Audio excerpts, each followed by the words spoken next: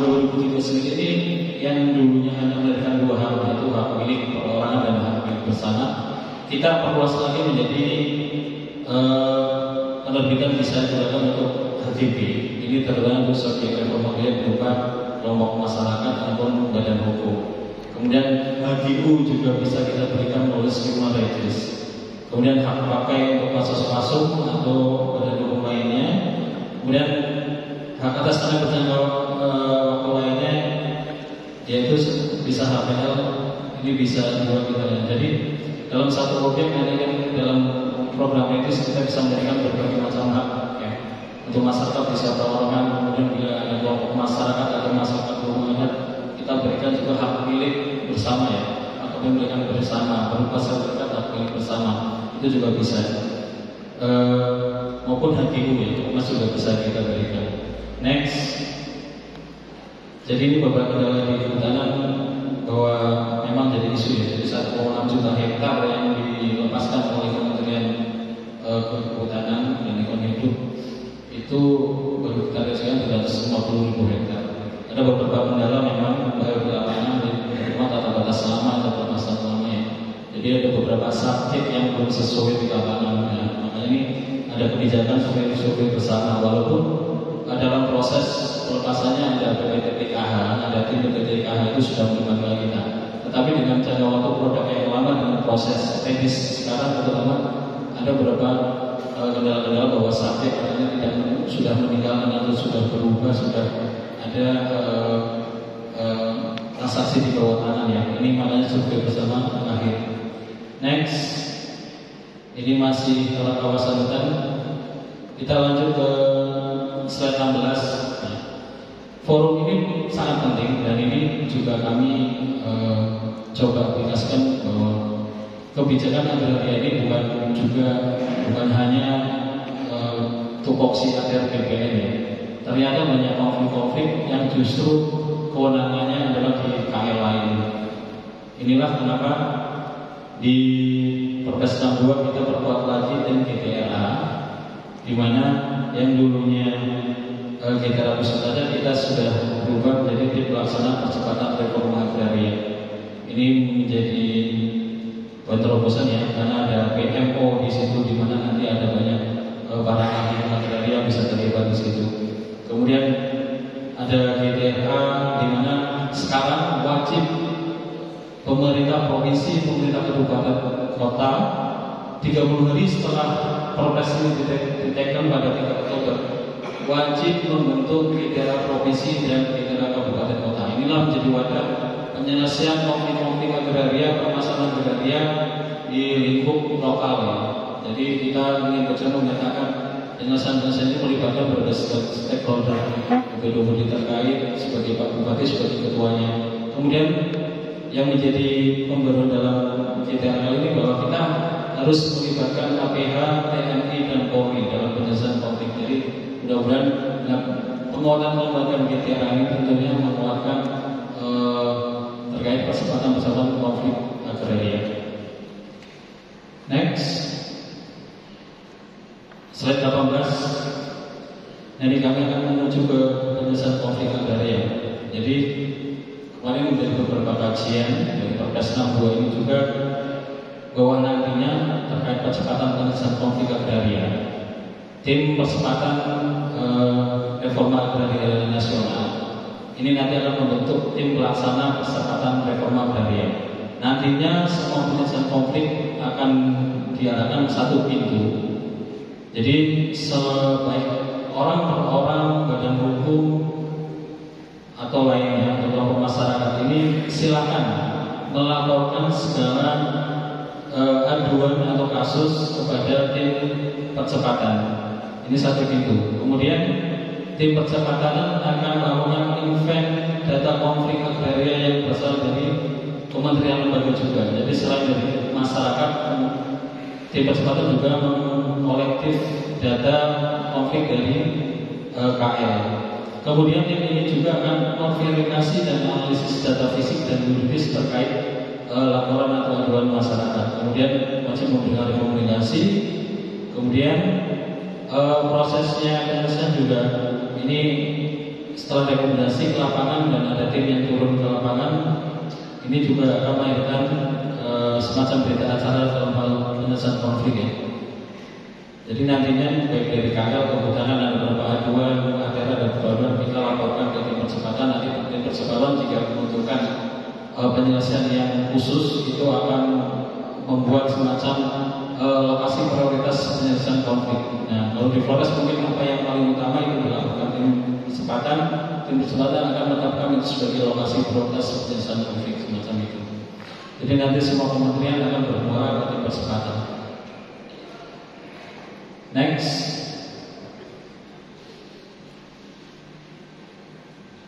langsung ke slide 23. Nah, ini dalam penyelesaian konflik seperti awal tadi saya sampaikan bahwa Bapak Presiden beberapa kali dalam atas dengan para CSO dari KPA, SPI, Kementerian PS dan WALI juga mengamanatkan bahwa penyelesaian konflik harus segera dilaksanakan. Dan kita sangat sering sekali ya komunikasi dengan teman-teman CSO, teman-teman KPA, dengan Pak Roni. Ini kita melakukan percepatan beberapa konflik. Dan next, ini dari beberapa lokasi sekitar 700 lokasi tora yang berkonflik. Ini kami menetapkan melalui Satgas ini ada 70 LPRA yang merupakan usulan COC. Yang ini sedang kami lakukan percepatan. Dari 70 lokasi prioritas reforma agraria ini dalam kurun waktu 2019 sampai sekarang dari 70 sudah tercapai 23 lokasi prioritasnya. Dan dari 70 lokasi tersebut juga ternyata kewenangannya tidak hanya di APBN, ternyata dominasinya dari 9 lokasi itu ada bersinggungan dengan aset PTPN. Dan memang luar penyelesaian konflik di aset PTPN ini karena walaupun NGO habis lagi tercatat sebagai aset di PTPN, maka itu menggunakan undang-undang kekayaan negara. Jadi kita teman-teman akan PTPN juga ketika NGO habis atau itu sudah di penguasaan masyarakat, sudah ada fasilitas kantor pemerintah, selagi tercatat aset maka menggunakan undang-undang kekayaan negara. Lalu kita eksekusi dalam terkes ya teman-teman BPN yang bisa menjadi berperkara. Next, langsung ke slide 28. Oke, di tema ini selain reforma agraria saya juga diamankan untuk membahas tentang masyarakat hukum adat ya. Jadi bahwa bagaimana pengakuan masyarakat hukum adat, bahwa di UUD 45 Undang-Undang Nomor 5 1960 dan putusan MK Nomor 31 PU juga menegaskan bahwa negara mengakui dan menghormati kesatuan masyarakat hukum adat beserta hak-hak tradisionalnya sepanjang masih hidup dan sesuai dengan perkembangan masyarakat dan prinsip NKRI. Ini negara akan menjamin kepastiannya. Dan selama tahun 2023-2024 ini APBN sudah beberapa melakukan event-event yang terkait keberadaan masyarakat hukum adat. Dan untuk pengakuannya atau penetapannya itu merupakan kewenangan Kemendagri melalui pemerintah provinsi dan pemerintah kabupaten kota. Next, dan ini terkait kewenangan legalitas masyarakat hukum adat. Jadi sesuai dengan Permendagri Nomor 52 Tahun 2014 ini adalah kewenangan dari gubernur atau bupati wali kota dalam menetapkan masyarakat hukum adat, baik melewati tahapan identifikasi, verifikasi dan penetapan masyarakat. Sementara APBN apapun dia adalah mengidentifikasi objek, melakukan pendaftaran, kemudian menetapkan atau menerbitkan sertifikat untuk masyarakat hukum adat berupa tanah wilayah. Next, ini tahun 2025 kita dari APBN juga diberikan tanggung jawab terkait pemetaan atau pendataan tanah agar lengkap seluruh Indonesia ya. Jadi ada 3 objek apa yang kami petakan yaitu tanah hak, kemudian tanah negara. Tanah negara ini adalah tanah yang belum dilengkapi sesuatu hak dan dia bukan merupakan aset maupun bukan merupakan tanah wilayah. Yang ketiga adalah tanah wilayah. 3 objek inilah yang membentuk APL atau ada pengguna lainnya di Indonesia.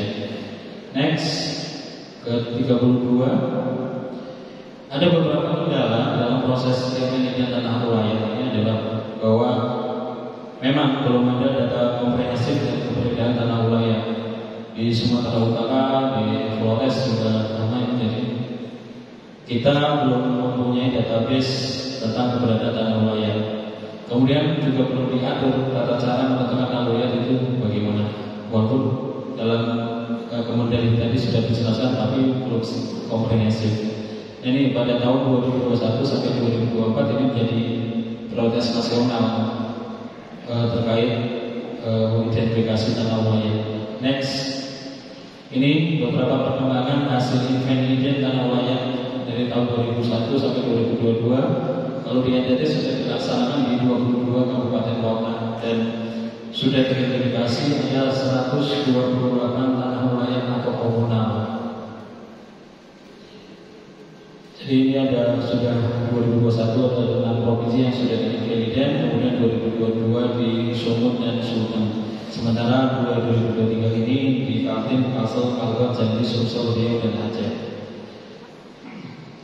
Next, setelah dilakukan penelitian, ini akan memberi beberapa output, yaitu kita memiliki data tanah wilayah dan tanah komunal indikatif. Kemudian kita akan melakukan komunikasi dan identifikasi. Jadi nanti hasil dari pendataan kita juga ada data objek bidang yang nanti akan kita berikan nomor identifikasi bidang yang nantinya menjadi daftar tanah wilayah seluruh Indonesia.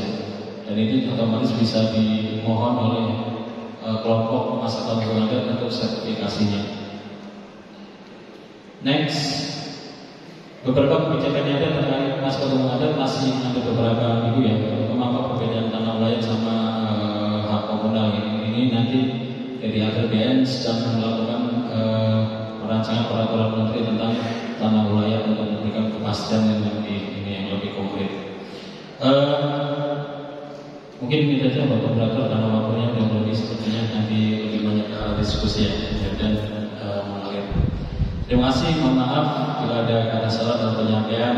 Saya sampaikan terima kasih. Semoga terus kesal diskusi untuk membangun aspirasi ya. Semoga tentunya Pak Dirjen juga titip salam. Tentunya kolaborasi ini mudah-mudahan memberikan kebijakan-kebijakan atau masukan ke kami sebenarnya. Sehingga tidak hanya kebijakan top down tapi jadi bottom up itu. Terima kasih. Baik, kita berikan aplaus yang meriah untuk narasumber kita. Jadi di Maumere ini sedikit gerah ya, panas.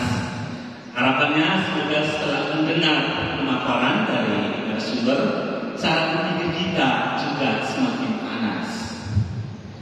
Selanjutnya kita akan mendengarkan penyampaian aspirasi dari beberapa kelompok indigenous komunitas masyarakat adat. Ada 4 perwakilan yang sudah masuk. Yang pertama nanti dari Bapak Franciscus Saperius Sura, komunitas masyarakat adat suku Tukang. Lalu kemudian yang kedua nanti diikuti oleh Ibu Hermina Mawa, komunitas masyarakat adat Rendu Nadikeo. Lalu nanti yang ketiga Ibu Yohana Lelowada, komunitas masyarakat adat Belo Besi, Flores Timur. Dan yang keempat nanti dari Ano Susabung dari Sun Spirit Labuan Bajo. Jadi kesempatan berikut kami berikan kepada 4 orang yang mewakili komunitas adat. Boleh maju di depan, boleh di depan saja. Berempat boleh maju bersama ya, supaya kita bisa lihat ini keterwakilan kelompok-kelompok indigenous.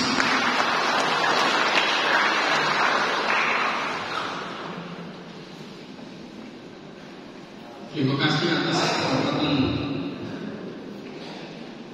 yang diberikan kepada kami. Kami tidak menyapa satu persatu lagi, langsung saja.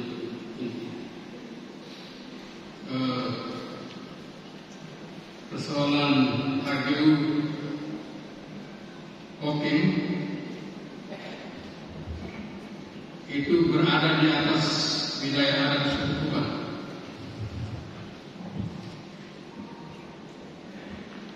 Pada tahun 1922, masyarakat adat suku Tuban menyerahkan tanah seluas 110 hektar kepada misi Belanda di Rooms-Katholieke Missie Gereja Sunda Nanda dengan hak kontrak selama 75 tahun.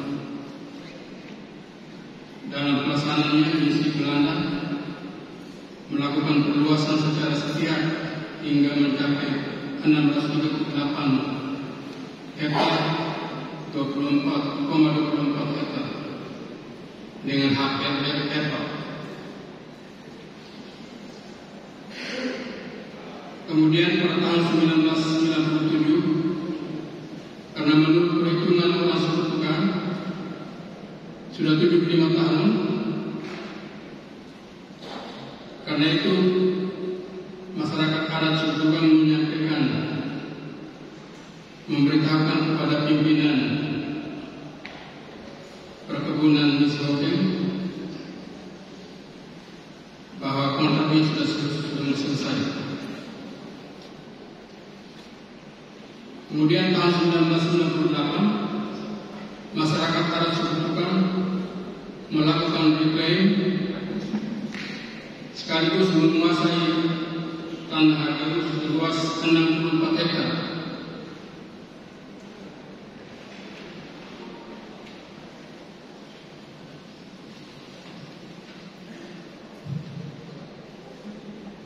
Kemudian pada tanggal 20 Maret 2001 terjadi pertemuan di Kementerian Agraria BPN Jakarta yang dipimpin langsung oleh Wakil Kepala BPN Profesor Lutfi Nasution MSc PhD. Dalam pertemuan tersebut beliau mengarahkan untuk penyelesaian HGU Hokeng itu agar berpedoman pada Peraturan Menteri Negara Agraria Kepala BPN Nomor 5 Tahun 1999 tentang pedoman penyelesaian masalah hak wilayah masyarakat hukum adat. Namun hingga berakhirnya HGU pada tanggal 31 Desember 2016 tidak ada penyelesaian. Kemudian menjelang berakhirnya HGU, pimpinan PT Rolara hendak melakukan perpanjangan atau pembaharuan HGU.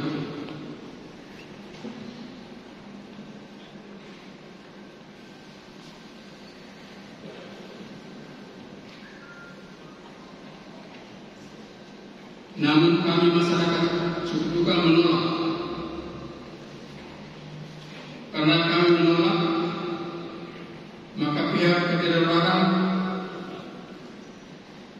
melakukan konsolidasi dengan desa-desa sekitar untuk melakukan reclaim juga istana kita. Tapi tidak punya data sebenarnya.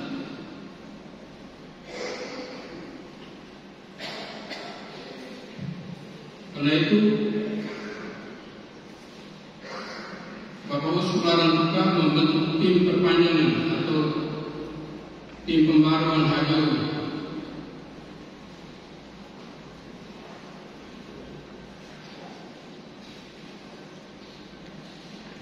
Setelah itu tanggal 14 Mei 2016, Bapak Uskupan Duka dan Bupati Flores Timur mengundang para kepala desa yang berada di sekitar HGU.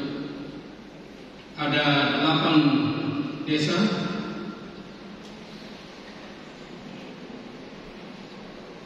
namun tim melaporkan hasil sosialisasi perpanjangan HGU PT Rolara kepada Bapak Uskup dan Bupati. Hanya 7 desa menyetujui, 1 desa yaitu Desa Fulera tidak menyetujui. Dalam kesempatan itu Hadir juga dari BPN Pertahanan Polres Timur, Bapak Sadar Mupada, menjelaskan bahwa perpanjangan atau pembaruan HGU bukan melalui tim perpanjangan, tapi harus melalui pengajuan oleh pengelola PT Relora Hoken 2 tahun sebelum berakhirnya HGU dan sudah terdaftar di kantor Pertahanan Polres Timur.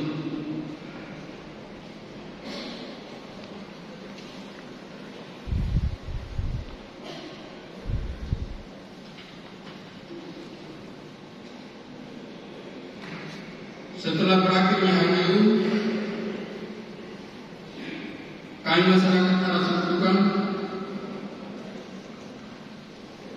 berupaya bertemu dengan Kementerian ATR, BPN, dan Komnas HAM Republik Indonesia.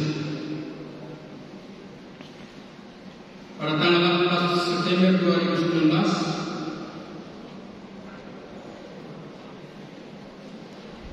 ulangi, tanggal 19 September 2019, masyarakat Arab Sekutukan bertemu dengan Komisioner Komnas HAM RI di Jakarta untuk membicarakan soal pembaharuan HGU.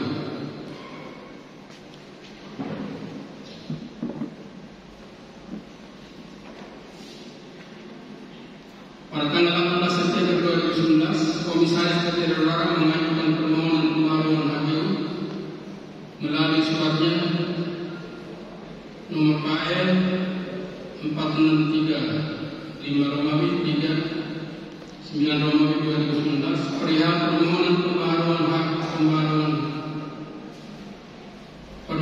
pemberian hak pembaruan hak guna usaha yang menurut ketentuan yang diatur dalam Permen ATR nomor 7 2017 itu sudah melewati batas waktu.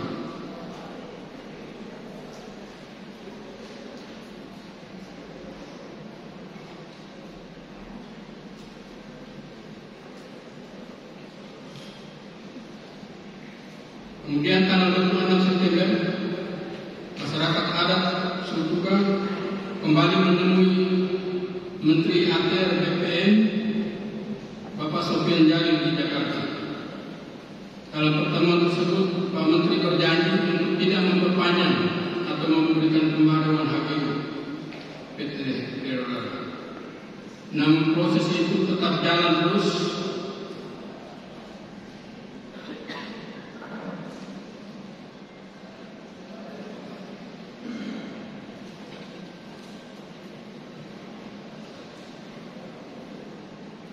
Kemudian pada tanggal 20 Agustus 2020 terjadi pertemuan yang difasilitasi oleh Komnas HAM yang terjadi di Sekretariat Daerah Polres Timur, yang dalam pertemuan tersebut terjadi kesepakatan perdamaian antara PT Relora dan masyarakat Arab Sekutukan.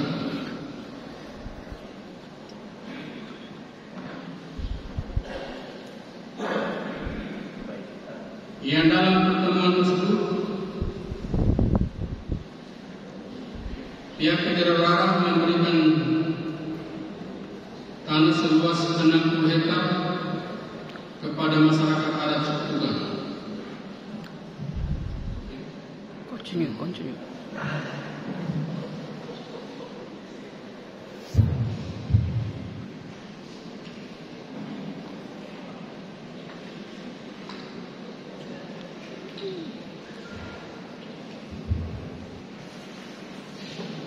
Namun proses itu jalan terus sehingga terjadi pada tanggal 9 Februari 2022 terjadi penyerahan HGU baru, yaitu HGU nomor 2 Hoken Jaya.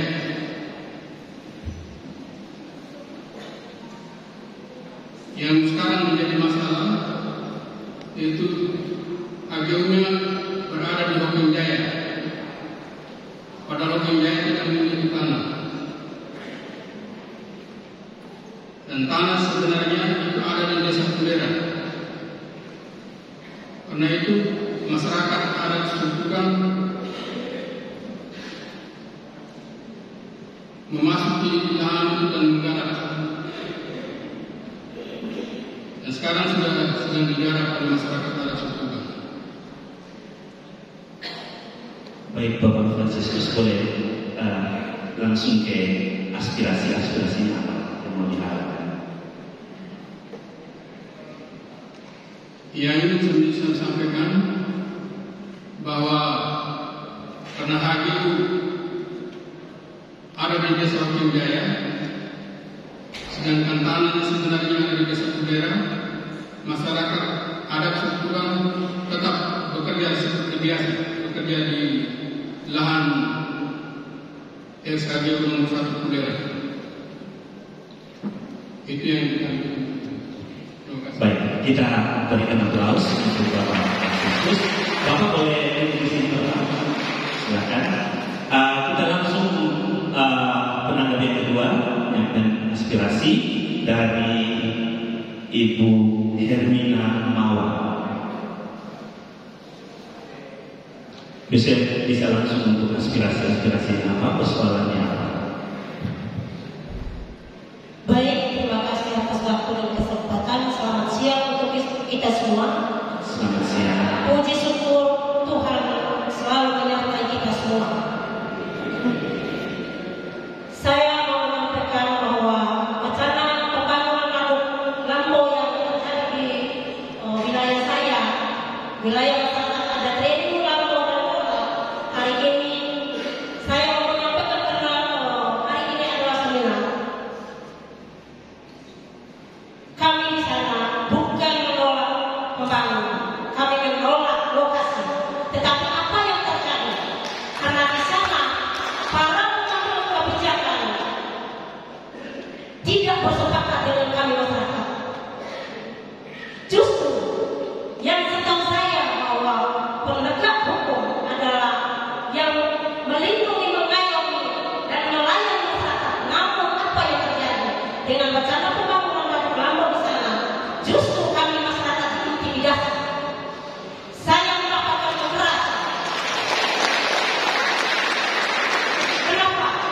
Saya melarang untuk tidak boleh masuk ke lokasi itu karena kami menolak lokasi pembangunan Waduk Lambo yang ada di Lowose. Karena kami tidak mau tanah kami itu dihancurkan. Karena ciptaan Tuhan itu untuk memberikan kepada kita manusia untuk melindungi dan kita menikmati apa yang ada di dalam. Kenapa pemerintah harus memaksakan untuk pembangunan di sana? Hanya atas nama bangsa SN. Tapi bagaimana kehidupan kami masyarakat yang sudah beribu-ribu tahun di sana?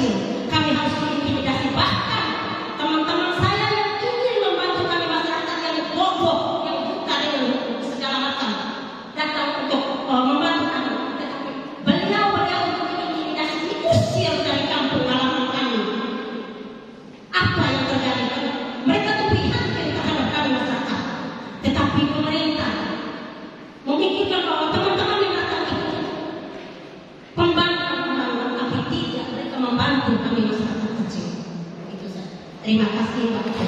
Kita berikan aplaus sekalian untuk Ibu Syarina Rahmawa.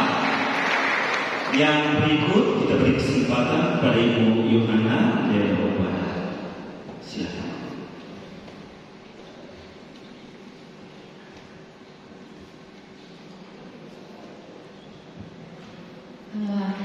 Baik, terima kasih. Selamat siang sekali lagi untuk kita semua. Selamat siang. Saya dari komunitas adat Belebesi, Desa Kobosonga, Kecamatan Pitihina, Kabupaten Flores Timur. Jadi di Belebesi itu ada kasus komunitas adat dengan PT Indo Aromatik Flores. Jadi PT ini masuk di sana pada bulan November tahun 2022. Di sana terjadi penggusuran kebun mente oleh pihak PT. Jadi dari 37 petani yang kebun mentenya digusur, dan dari 37 petani itu sebagian besarnya adalah mama-mama janda tua. Jadi pada dasarnya bahwa mereka tidak mengetahui awal mulanya PT itu masuk, melakukan kontrak kerjanya, penandatanganan. Jadi aktor-aktor yang terlibat di sana itu pihak pemerintah desa, lembaga pemangku adat, PT, dan juga Bapak Mika Sogan. Itu mereka melakukan penandatanganan itu tanpa sepengetahuan 37 petani itu, sehingga ketika mente mereka digusur, mereka menuntut ganti rugi kepada pihak PT.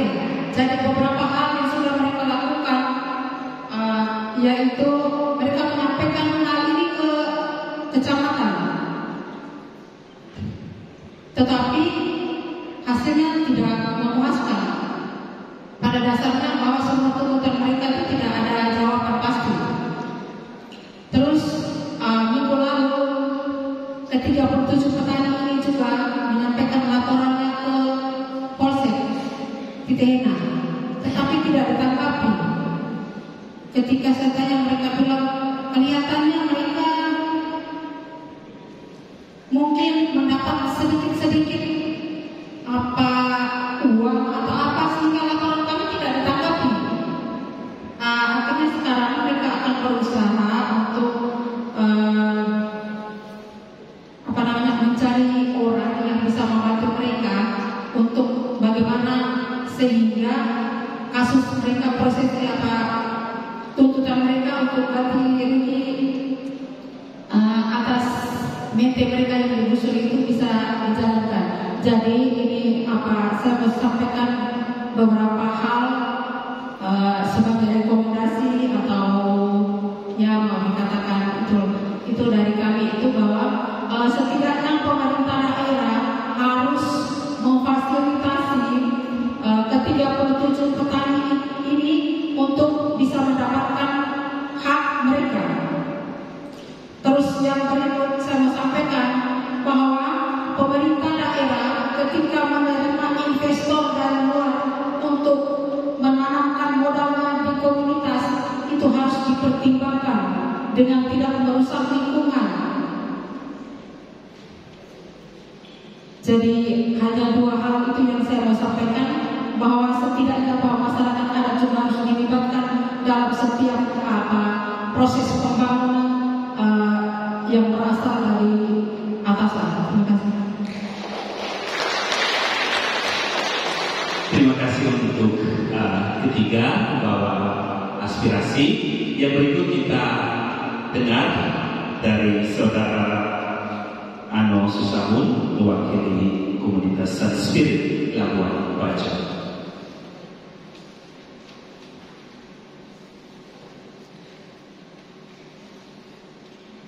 Baik, terima kasih atas kesempatannya. Selamat pagi untuk kita semua. Selamat pagi. Kalau tiga bapak dan ibu sebelumnya berbicara mewakili masyarakat adat, saya di sini mewakili lembaga riset dan advokasi dan dampingi beberapa masyarakat adat di wilayah Luar Sumatera Barat. Saya sekali lagi saya Agus Susabun dari Center Spirit for Justice and Peace yang berbasis di Labuan Bajo. Dari sini saya akan memberi beberapa gambar kasus konflik agraria yang terjadi di Labuan Bajo. Untuk menyimpulkan itu, pertama-tama kita bisa sampaikan bahwa yang terjadi di Kepulauan Flores ini adalah tanah dirampas dari warga atas nama konservasi, lalu diserahkan kepada perusahaan atas nama pariwisata. Itu satu kesimpulan yang bisa disampaikan. Yang kedua, kasus yang terjadi di sana itu kita bisa mulai dari kasus di Pulau Komodo. Dan Komodo yang oleh pemerintah disebut sebagai wisata langka yang layak dijual, itu kemudian menjadi berkah sekaligus petaka untuk warga. Karena Komodo yang dijual itu kemudian membuat tanah dan air mereka juga semua terjual habis, diambil dari warga dan diberikan kepada perusahaan. Apa yang terjadi di sana adalah ketidakadilan agraria. Kita bisa ambil contoh satu kasus ini tadi, yaitu kasus di Pulau Komodo. Jadi di sana ada warga yang disebut sebagai Atamodo, suku asli yang mendiami pulau itu selama sudah ribuan tahun mendiami Pulau Komodo. Tetapi suku asli ini yang secara teritorial mereka hampir mirip dengan orang Manggarai di Pulau Sulawesi Barat. Memang mereka punya sistem pertanian lingko atau lodok dalam kebudayaan Manggarai. Tapi lingko dan lodok itu kemudian tidak diakui atau hilang, dirampas secara paksa setelah kawasan itu dijadikan sebagai kawasan taman nasional pada tahun 1980. Kawasan itu kemudian dirampas secara paksa tanpa ganti rugi. Lalu yang membuat warga lebih jengkel lagi adalah tanah itu kemudian diberikan kepada perusahaan-perusahaan swasta untuk dibangun fasilitas melalui apa yang disebut izin penguasaan pariwisata alam. Ada izin khusus dari Kementerian Lingkungan Hidup untuk membangun sarana di sana, juga ada izin khusus untuk jasa pariwisata. Dua-duanya itu tidak disetujui oleh warga. Dan sampai hari ini perusahaan-perusahaan itu juga meski konsesinya belum dicabut dari kawasan itu, tetapi belum bisa membangun satu bangunan apapun di dalam atas desakan warga. Lalu kasus lain yang kemudian menjadi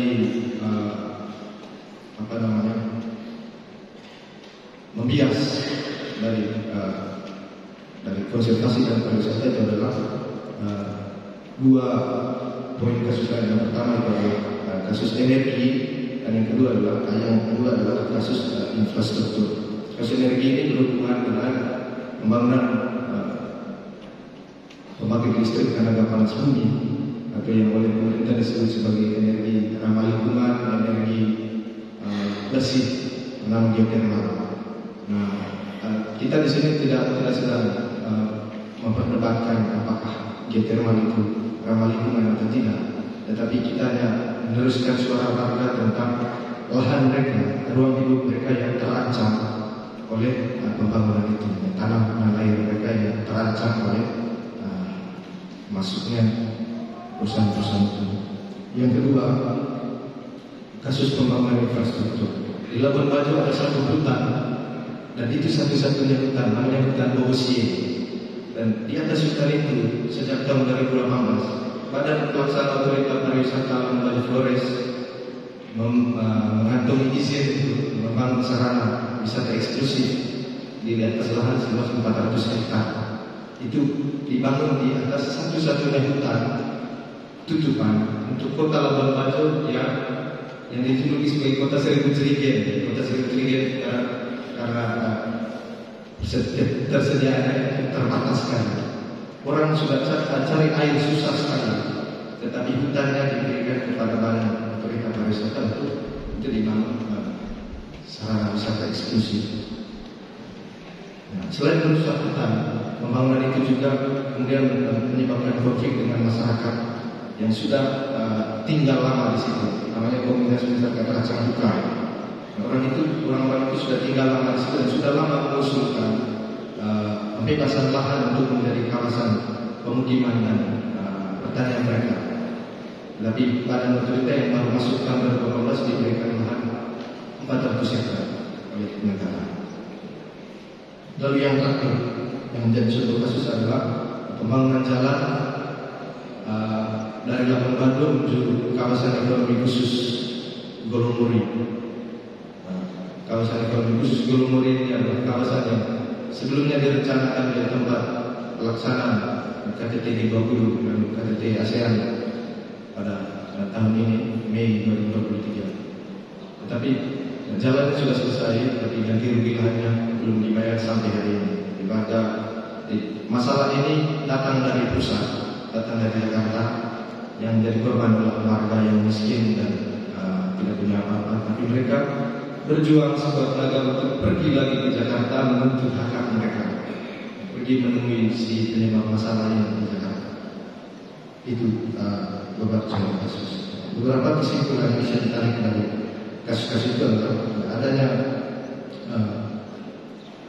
anggapan bahwa negara sudah tuna HAM dan tuna ekologi, tidak punya kesadaran hak asasi manusia dan tidak punya paradigma ekologi dalam pembangunan. Sehingga beberapa rekomendasi yang kita usulkan di sini adalah reforma agraria yang sejati harus dilaksanakan sesuai dengan asas distribusi yang adil kepada warga, bukan berorientasi investasi. Yang kedua, kita mengusulkan supaya segera mengambil langkah konkret untuk memediasi penyelesaian konflik agraria dan pelanggaran HAM di Pulau Komodo, di hutan Bogosie, di kawasan ekonomi khusus Golomori, di wilayah kerja panas bumi Baisano, wilayah kerja panas bumi Pocoleo, dan juga wilayah kerja panas bumi lainnya di Flores yang terdiri atas lebih dari 20 titik.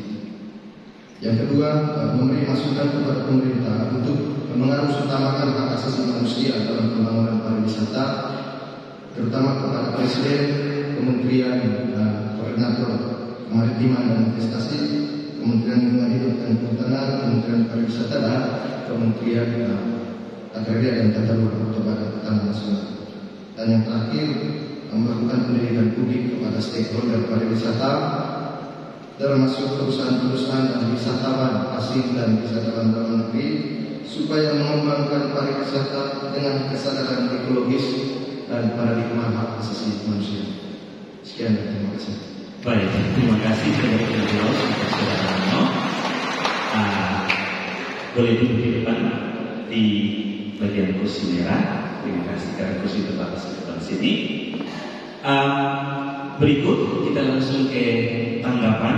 Saya berikan kesempatan kepada Bapak Slamet untuk merangkum dengan ada tanggapan dari keempat pemberi aspirasi ini, mulai dari Bapak Franciscus soal tadi Ibu Hoken, lalu kemudian Ibu Hermina di Nagikio, lalu kemudian Ibu Yohana, dan terakhir mungkin ada sedikit tanggapan dari penyampai aspirasi dari komunitas San Spirit Labuan Bajo. Waktu saya. Terima kasih Bapak. Terima kasih Bapak Franciscus, Bu Hermina, Bu Yohana, dan dari advokasi hukum ya. Baik, tadi ada beberapa poin yang pertama terkait bagaimana kebijakan atau permasalahan HGU ya. Kemudian dari Ibu juga tadi menyampaikan tentang pengusiran itu ya dari tanah.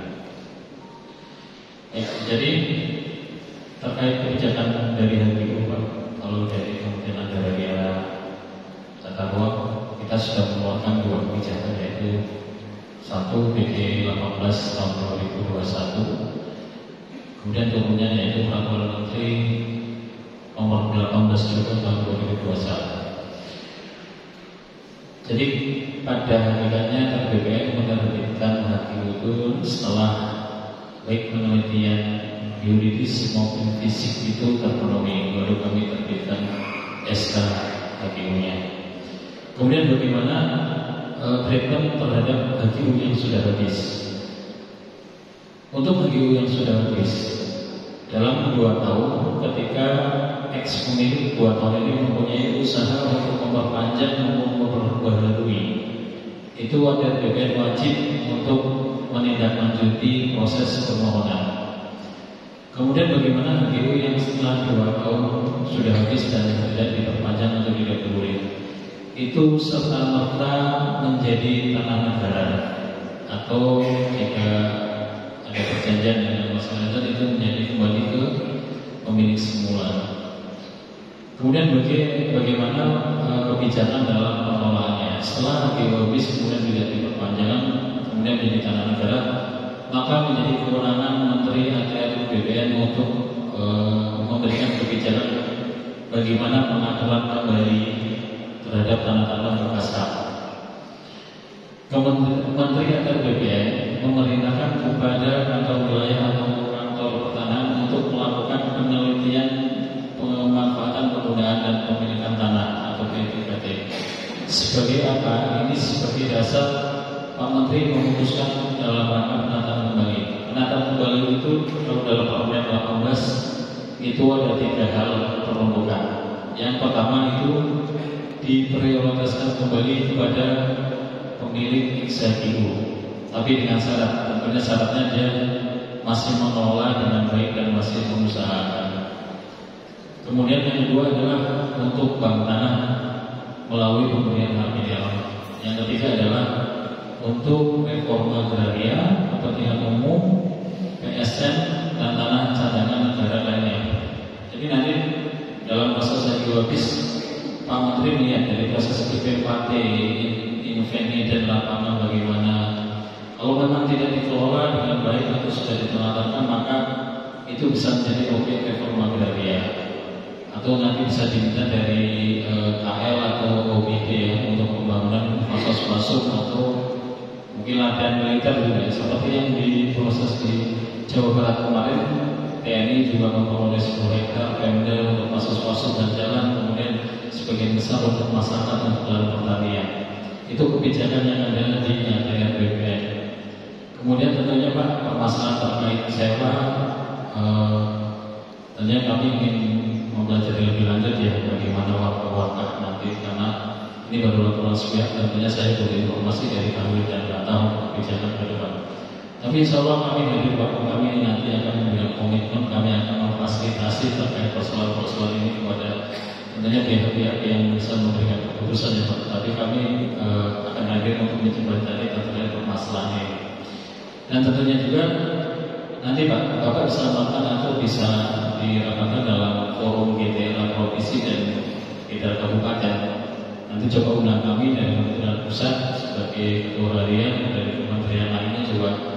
Kami siap hadir Pak untuk menjelaskan isu-isu strategis di Pulau Flores ini. Ini komitmen kami untuk hadir dalam penelitian.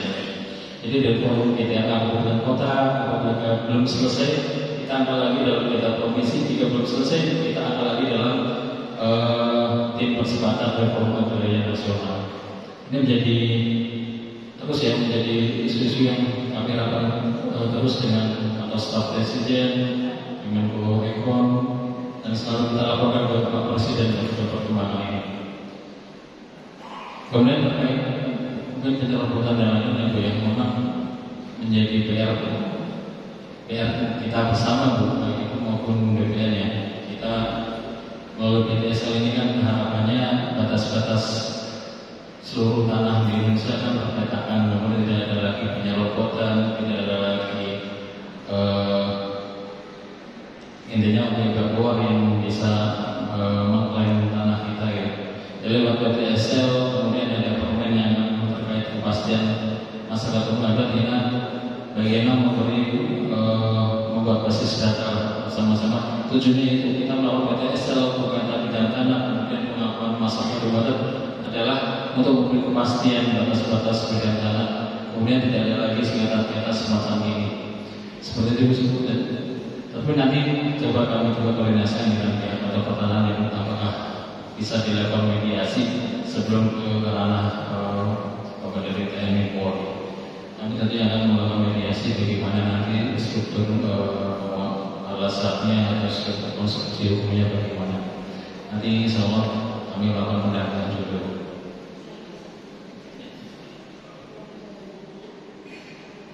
Baik, kalau udah berbicara tentang BPN, selama ini kami masyarakat terus ke BPN, tapi selalu ada alasan bahwa BPN itu ada keluar lah, beginilah. Jadi kami harapkan kami kepada siapa? Justru BPN selama ini yang saya mau bilang, BPN justru mau menyembunyikan semua data-data itu BPN tersebut. Terus kami dinanti lebih khusus kepada kami masyarakat Adrenu yang sekarang kami sangat di tempat ini. Kami itu dilema, karena saya sudah pernah kemana-mana sebentar mau ke daerah ini pusat, ketika ke pusat ini kembali ke daerah. Jadi kami ini seolah-olah dimulai kakak. Itu yang kami tidak sepakat. Ya. Baik.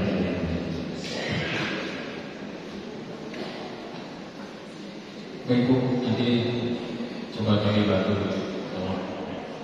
Kemudian dari advokasi hukum, namanya belum tercatat ya. Saudara Mano dari Labuan Bajo. Ini isunya lebih sepertinya ke LHK ya. Tapi saya melihat sih proses PSN kemudian bagaimana ini bisa dengan komunitas adat masyarakat sih. Saya kira melihatnya mungkin ini lemahnya bagaimana sosialisasi maupun penyeluruhan bagaimana PSN mau dilaksanakan, kemudian bagaimana menerima aspirasi masyarakat, penyelesaian bagaimana sosial ekonominya sih. Saya kira ini masih minim ya.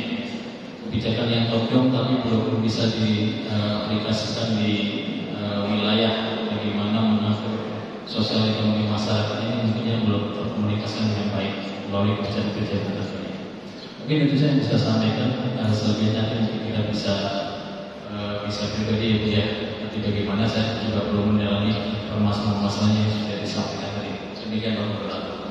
Baik, kita berikan aplaus untuk narasumber dan ketiga pemberian aspirasi. Dari kami mengucapkan terima kasih untuk ketiga saudara dan juga saudara Ano dari Sun Spirit untuk menyampaikan aspirasi. Yang penting bahwa saat ini aspirasinya didengarkan. Nanti akan ada, kita masih sampai dengan tengah hari nanti di kesempatan coffee break bisa ngomong secara langsung atau secara pribadi dengan narasumber. Sebentar ini akan ada lagi sesi-sesi yang lebih menarik yang dilibatkan diskusi publik.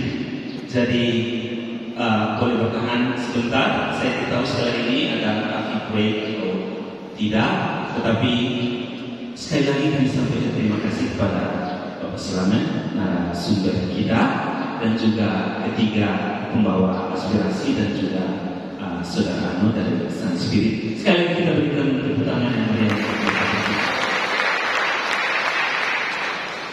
Dan pada kesempatan ini saya juga undur diri.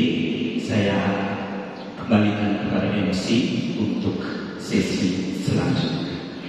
Terima kasih.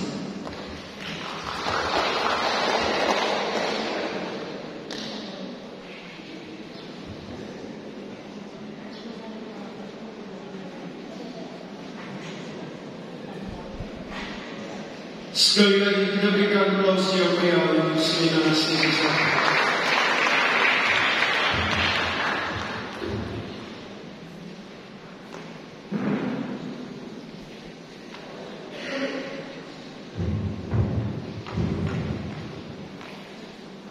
Sebelum beralih ke sesi 2 dan 3, marilah kita menyaksikan penampilan acara dari teman-teman IFTKB. Selamat menyaksikan.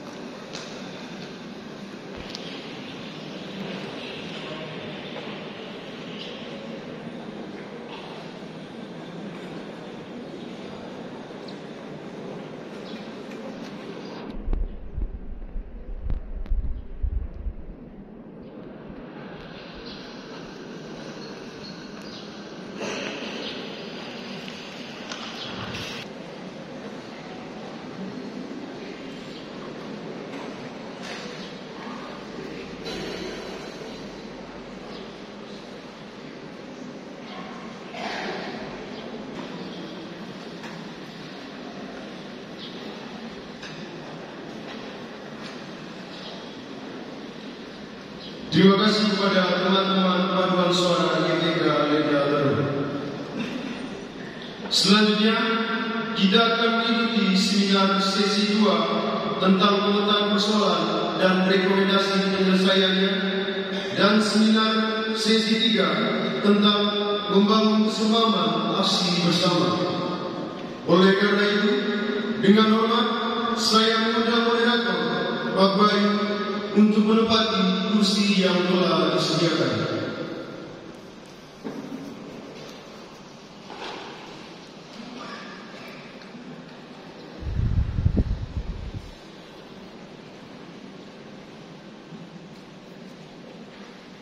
Dengan demikian, seluruh kendali seminar pada sesi 2 dan 3 ini akan dipandu sepenuhnya oleh moderator. Baik, terima kasih saudara MC yang sudah memberikan kesempatan kepada kami, juga kepada panitia ya. Tadi saya di sini agak mendadak juga karena diminta memoderatori sesi 2 dan sesi 3 yang akan kita gabung sekaligus.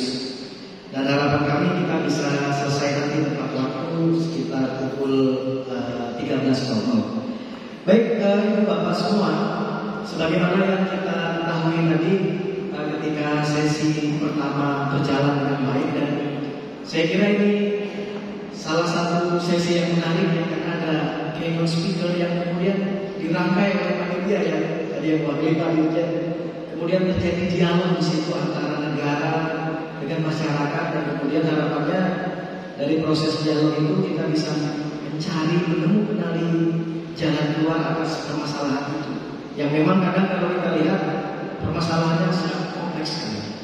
Nah kemudian menginjak kepada sesi kedua dan sesi ketiga yang kita gabung dalam satu forum ini, yaitu tentang seminar pemetaan persoalan dan rekomendasi penyelesaiannya. Dan kemudian yang ketiga nanti terkait dengan membangun kesepahaman aksi bersama. Untuk sesi kedua ini kita di sini memiliki 4 orang yang akan menjadi narasumber. Tapi sebelum saya memanggil narasumber untuk sesi kedua dan sesi ketiga, saya ingin menyampaikan urutan acara yang sudah dibuat oleh panitia. Nanti yang pertama adalah pemaparan kasus masyarakat adat antar maki. Ada pemutaran film dan kemudian ada presentasi hasil riset dan usulan peta jalan untuk menyelesaikan persoalan itu. Lalu yang kedua, kita sudah masuk nanti kepada inti dari sesi 2, yaitu penyampaian paparan tipologi persoalan krisis sosio-ekologi dan agraria di Pulau Flores dan rekomendasi penyelesaiannya dari Natar Make. Kemudian kita akan melihat gambar besar bagaimana krisis itu terjadi di Pulau Flores ini. Itu nanti akan disampaikan oleh Aman Musabila dan perwakilan dari KPA, dan kemudian anggapan dari instansi pemerintah. Di sini tercatat ada dari Kementerian ATR BPN, kemudian Kepala BPKHTL wilayah di Nusa Tenggara Timur ya, dari Kementerian KLHK, lalu BPN, Kanwil Provinsi dan Kantah terkait, pemerintah kabupaten dan DPRD Kabupaten Kota. Dan kemudian juga ada pandangan dari Ormas Keagamaan dari Keuskupan Maumere, Majelis Ulama Indonesia Maumere, dan IFTK Leda. Jadi Bapak Ibu, kami mohon tidak kemana-mana dulu karena diskusi nanti akan melibatkan Bapak Ibu sekalian. Baik, kami panggil narasumber pertama yaitu tim riset dari IPB, dalam hal ini mungkin diwakili oleh Bapak Muhammad Soebuli. Kita beri aplaus semuanya kepada Bapak Soebuli. Kemudian dari perwakilan Aliansi Masyarakat Adat Nusantara Nusa, kami persilahkan maju ke depan. Siapa dari perwakilan teman?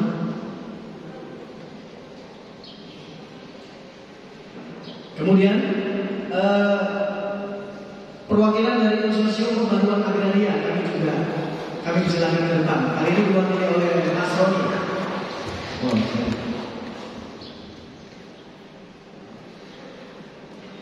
Selanjutnya untuk sesi 3, karena kami diminta panitia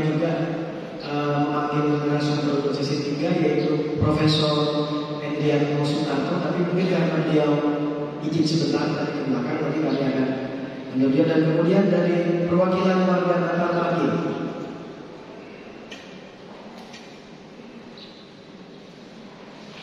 ada panitia dari perwakilan warga Natal Pagi?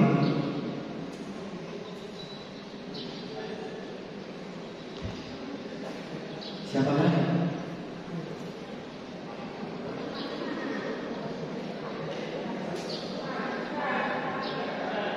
Ada?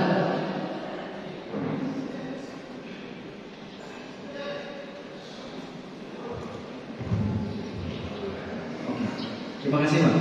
Silakan duduk. Mari kita beri aplaus meriah sekali lagi untuk baik Bapak Ibu semuanya, kita akan bergeser kepada agenda kita untuk sesi 2 terlebih dahulu.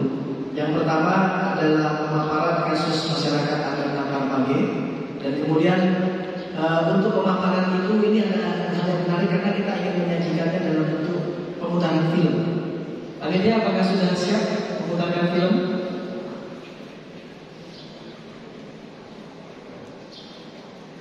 Baik, Bapak Ibu semua, melalui pemutaran film saya kira ini dengan bantuan teknologi sangat menarik sekali, kita bisa melihat apa yang sebenarnya terjadi di dalam konteks persoalan di masyarakat adat Natal Pagi. Sound systemnya juga sudah keluar tadi. Baik. Kami persilakan Ibu Bapak untuk melihat pemaparan film.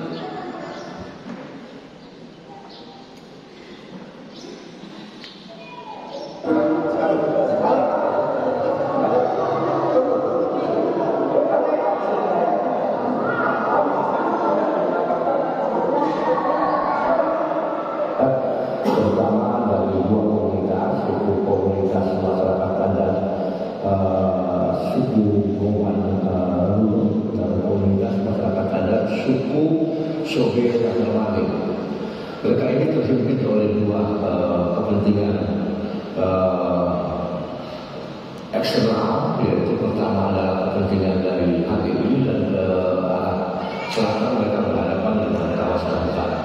Jadi mereka begitu terjepit, sementara lahan-lahan mereka itu sudah menjepit manusia pertama lahan menjepit. Jadi mau tidak mau mereka harus bernegosiasi dengan negara untuk mendapatkan bagian pengelolaan di dalam kawasan dan apa yang terjadi setelah itu, kemudian mereka melakukan upaya penguasaan.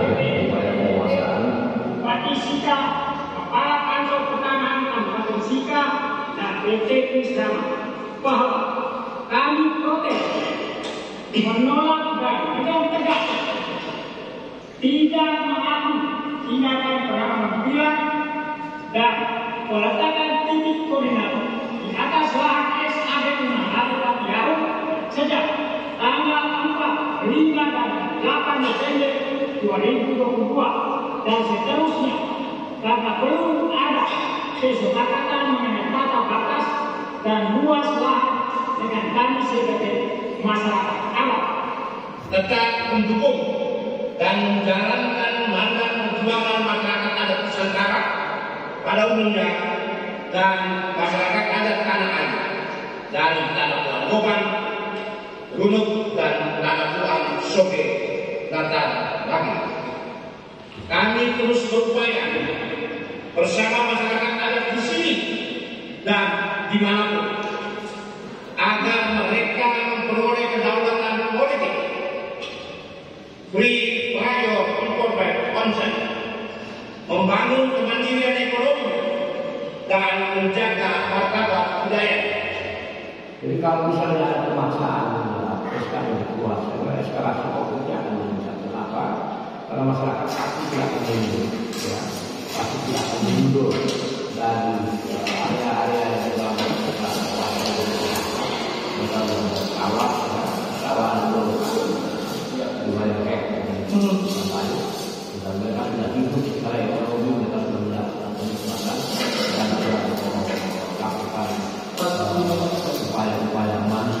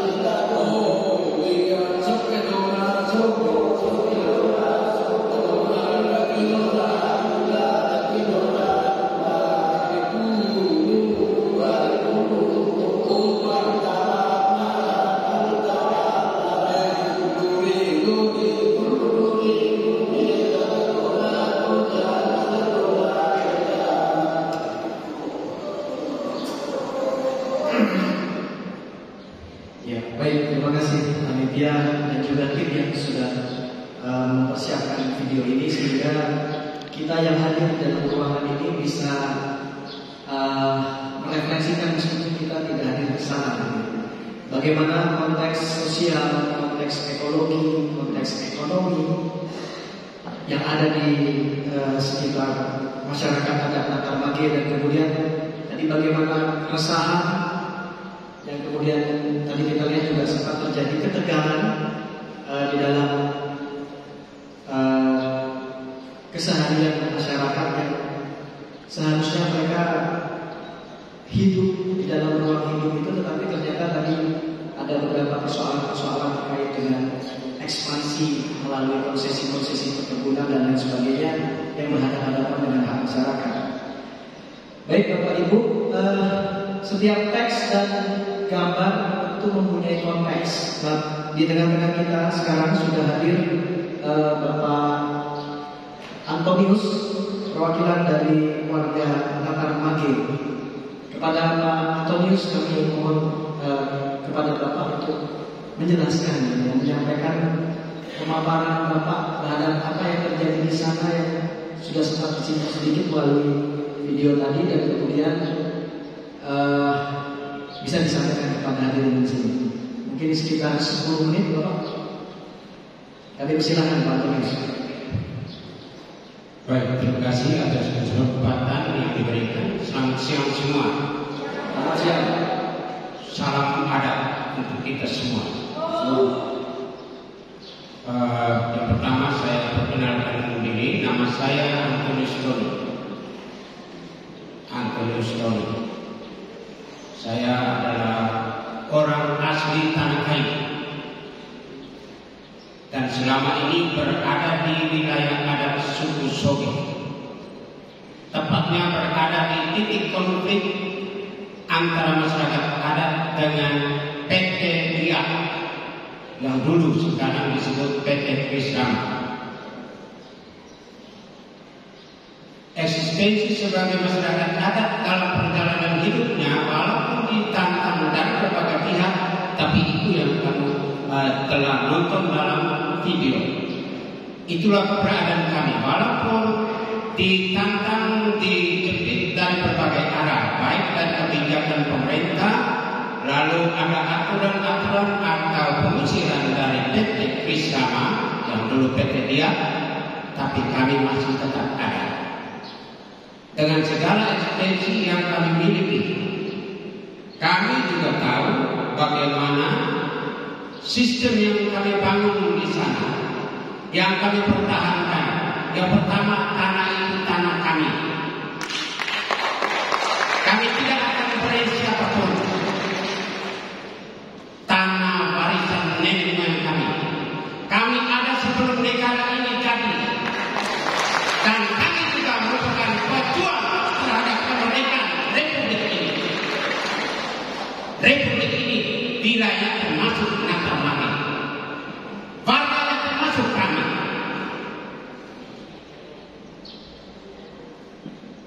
Dan dalam Pancasila sila kedua kemanusiaan yang adil dan beradab, kami adalah masyarakat adat.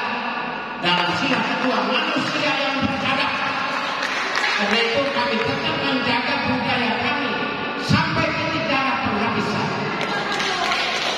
Siapa yang menantang kami itu dikatakan biadab, karena itu masyarakat adat.